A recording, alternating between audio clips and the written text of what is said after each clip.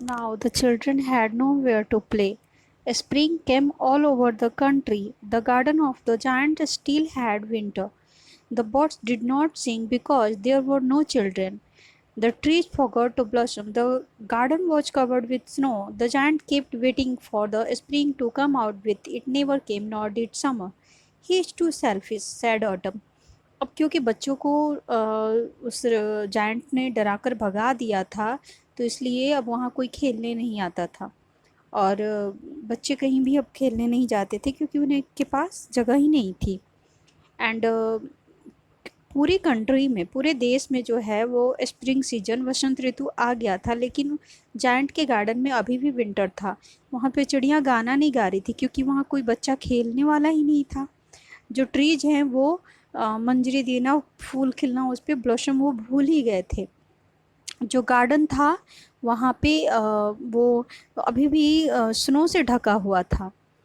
Giant जो है वो इंतज़ार करता रहा कि अब स्प्रिंग आएगा, बट ना तो स्प्रिंग आया और ना ही समर यानी कि गर्मी का सीज़न। ऑटम, और डायरेक्ट ऑटम आया तो ऑटम कहता है ही इज टू सेल्फिश, यानी कि ये बहुत ही ज़्यादा स्वार्थी है। One morning the giant saw that the children had crept in through little hole in the wall.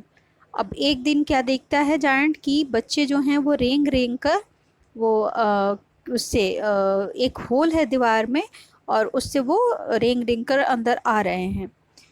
वो देखता है कि जो वहाँ पे बगीचे में जो he could see that there was a little child on every tree. हर एक पेड़ की टहनियों पे एक एक बच्चा बैठ गया है। The trees were so glad, और इससे जो ट्री है वो बहुत ज़्यादा खुश हो गए हैं, और वो अपने आप को उन्होंने फूलों से बौरों से ढक लिया है खुद को। उनके हाथ खुशी से झूम रहे हैं, ऐसे जैसे बच्चों के सिर पे वो हल्का हल्का प्यार दे रहे हैं। तो बर्ड्स जो हैं वो खुशी के साथ बहुत ही आनंद में आकर चहचहा रही हैं। फ्लावर्स जो हैं वो ग्रीन ग्रास पे खिलते और हंसते मुस्कुराते दिख रहे हैं। और ये सब देखकर जो जायंट है वो कहता है कि I have been so selfish, thought the giant, यानी कि वो खुद में बोल रहा है, सोच रहा है कि मैं बहुत ज़्यादा सेल्फिश हो गया था। Even the seasons love the children, यानी कि मौसम भी है वो उनको बच्चों से प्यार है। He decided not to be selfish any more. He went inside the garden quietly.